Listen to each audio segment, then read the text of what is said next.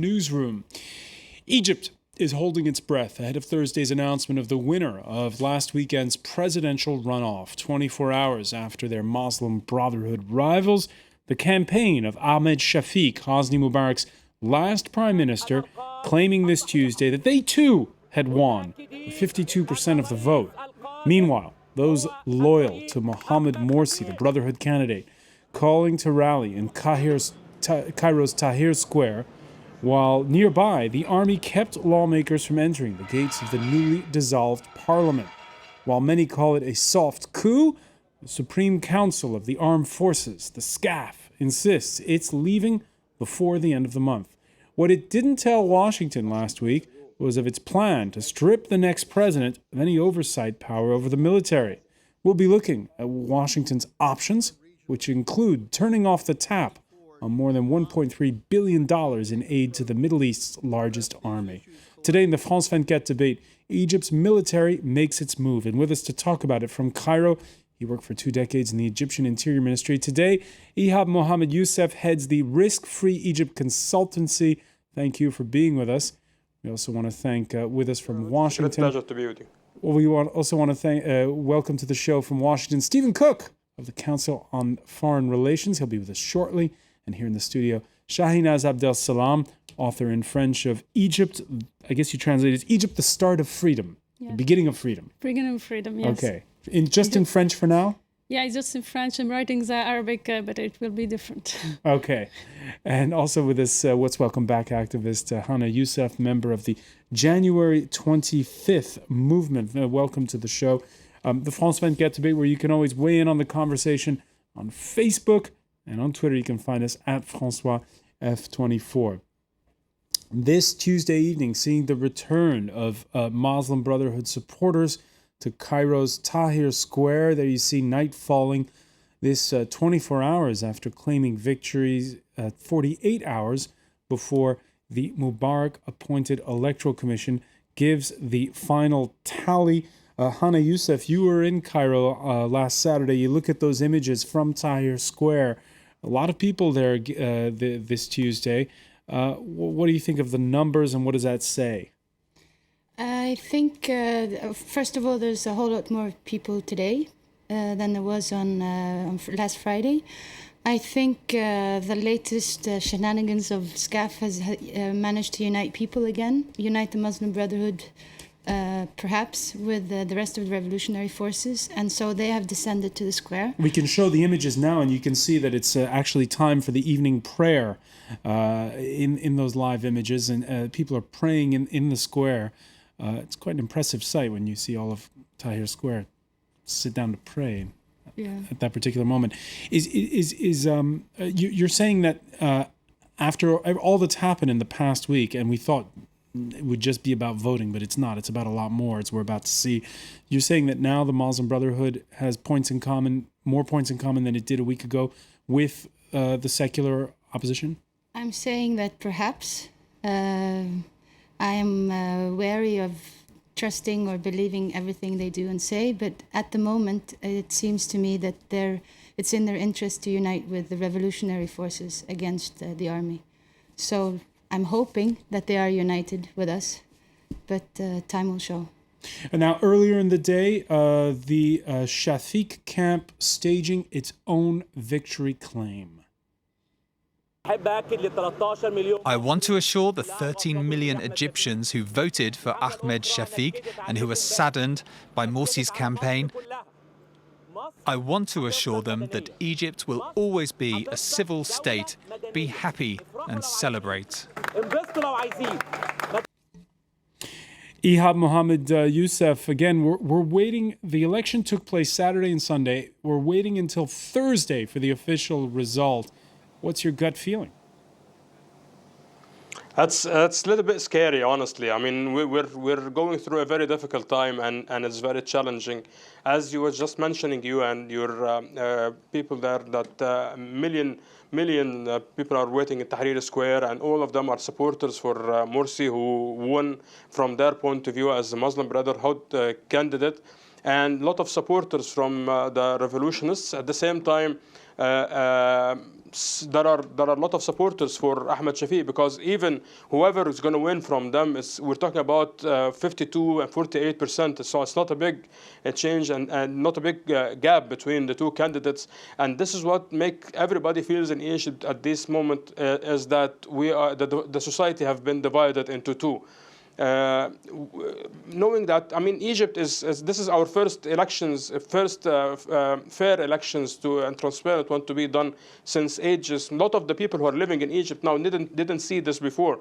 So everybody is new for the challenge, everybody is new for the experience, and at the same time, Egypt have been suffering through the last 18 months from a lot of clashes between military and the people in the street.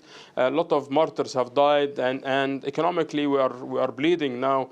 So it's a heavy load for whoever who is coming, and the difficult part, whether the society is going to get united again after or behind the president, whoever who is going to be, whether it's Shafiq or Morsi, or we are going to be split, and the people who their candidate will not going to win, they will go into the street and demonstrate against the other one.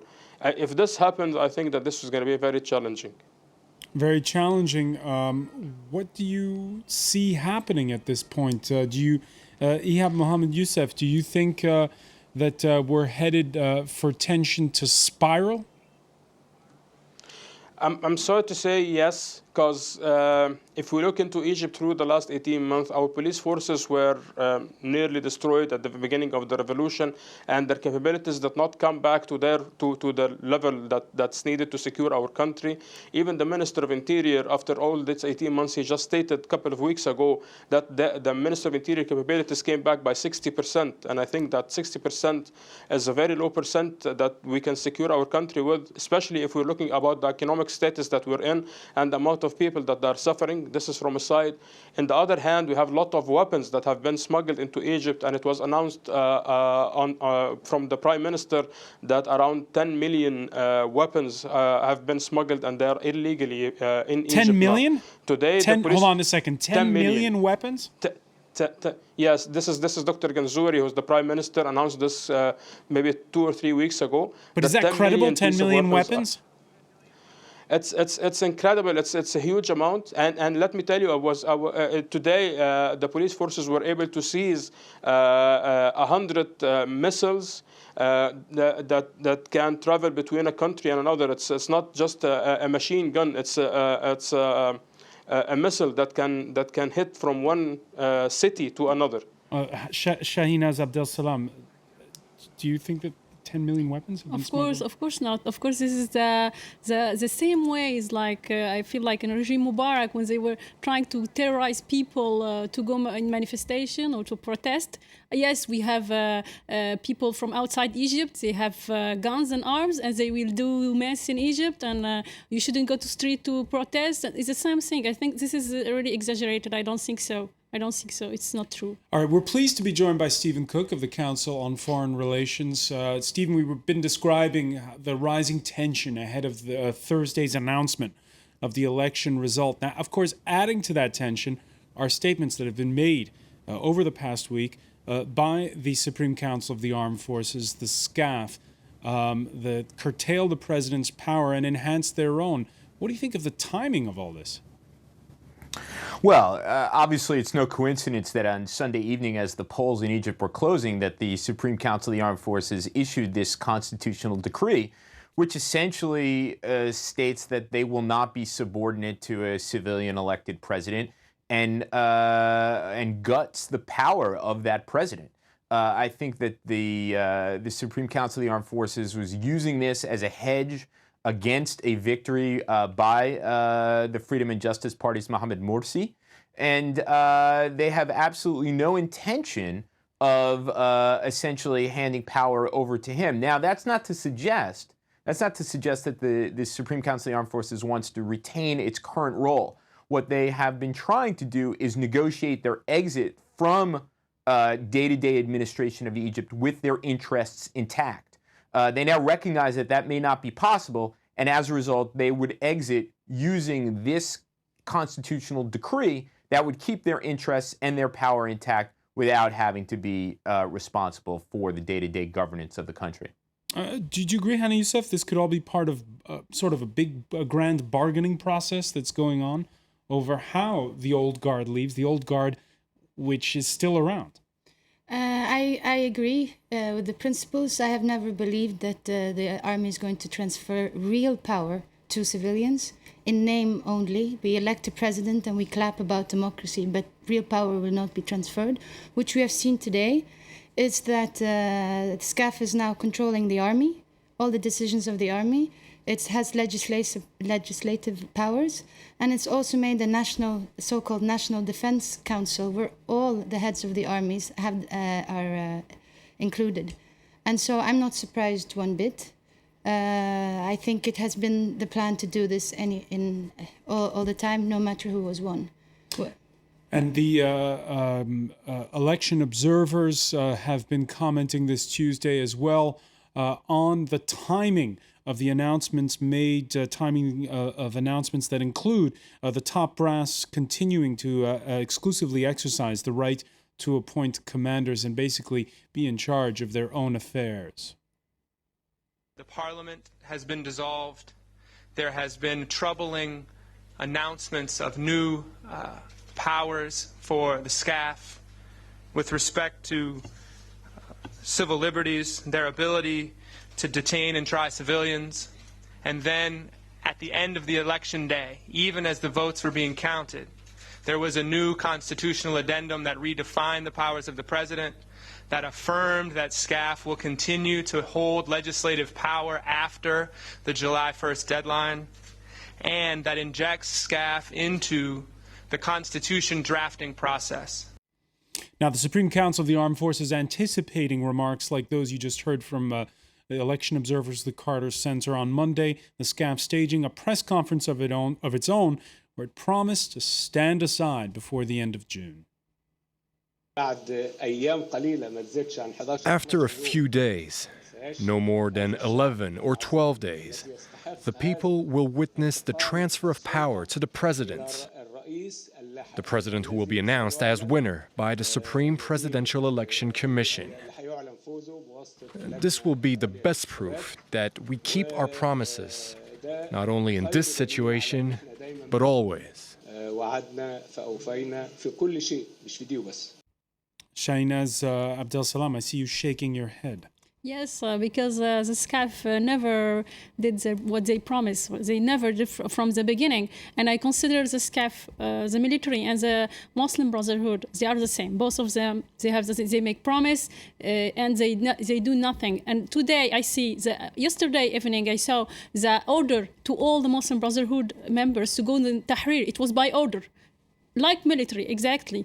And now, today, we have people from like 6 April movement, which I'm very close to them. They are also supporting Muslim Brotherhood, but I am sure that Muslim Brotherhood are using these people to get their interest, and they will go to negotiate with the military, to compromise. Like everyone will take. But hang on a second, isn't that what democracy is about? You do have to make compromises, and everybody has to get along. You have to do a bit of horse trading. No, but revolution was clear from the beginning. We don't want compromise. We don't want them. And this is what we want. But Muslim Brotherhood will not do that. They are using us today to go tomorrow, like negotiate with the military, and everyone have what they want. And then we will lose. People who did this revolution, they will have nothing. All right, before we went on air, you said that you didn't vote in the election. Yes, of course, I didn't vote. I void my vote because they don't, both Morsi and Shafi, they didn't deserve. One who was ex-regime Mubarak, who killed innocent people, who tortured people for 30 years, and the other one, the Muslim Brotherhood, who never sat down for Mubarak, even on 25 January. But Shainaz Abdel Salam, if everybody had done like you and had not gone to vote, wouldn't that have sent the signal that, well, Egyptians don't need democracy, they're not that interested in going to the ballot? No, of course not. It's a clear message that we don't have anything from the revolutions that what we wanted. We have a military regime, we have a military laws, we have thousands of innocent people in prisons. We didn't have anything from what we call for the revolution for, and we still have poverty and economic who is down. So we didn't have anything. All this began in what was it? Beginning of January 2011. We're now nearly 18 months on. When you were back in Cairo, did you have the sense that people are grown tired of? I think, yes, I got the impression that very many people have grown tired. Taxi drivers who can't, a lot of people are tired. They can't get the day to go around. But on the other hand, this is not, it's also my impression, this is not the only revolution. If you look into the factories, into the port workers, in the universities, there's revolt everywhere. So while people are tired and saying they're tired, I feel that it's still everywhere. Stephen Cook, what are your thoughts at this particular point in time? Is the old guard going to be able to put things back in a box? Well, they certainly are trying to put things back in a box, and that is in part what this constitutional decree on Sunday night was about. It is in part what the dissolution of the parliament is about. From the very beginning, when the Supreme Council of the Armed Forces declared that it supported the legitimate demands of the revolution, it was not telling the truth. The military has been seeking to ensure its economic and political interests. It has a very specific conception of what stability of the country means. All of those things contradict the great promise and hope for a democratic Egypt that was articulated in Tahrir Square in late January and early February 2011. The problem is, for the Supreme Council of the Armed Forces, is that putting this thing back together, putting this regime back together again, is not so easy. Egypt has changed. As your guest indicated, there is not just a revolt in the streets, there are revolts in the factories, there are revolts in the universities all over the country. New voices have emerged who will not tolerate being manipulated any longer. It is true that Egyptians are tired, but the fact remains is that Egypt has changed too much in order to put the old regime back together again. What it seems is possible, however, given how tired people are, given the fact that many Egyptians indicate that they do want security and stability, is some version of the old regime, some updated version, some kind of reformulated system that is not quite democratic. And that's what Ahmed Shafiq represents. And that's what I think the SCAF, who clearly supports Shafiq as a former military officer himself, would like to see occur. And when we come back, we're going to see how the outside world is reacting, most notably the United States, which gives more than $1.3 billion of military aid to Egypt each year. Stay with us. It's the France 24 debate.